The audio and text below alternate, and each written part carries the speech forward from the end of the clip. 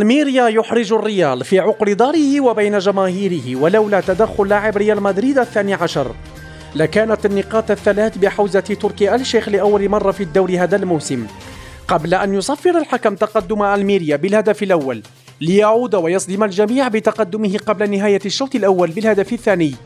في مدريد إذا ضاقت السبل يتصل بيريز بغرفة الفار، وقتها يضمن الانتصار بواسطة دكة البدلاء المكونة من الحكم ومساعديه الخمسة.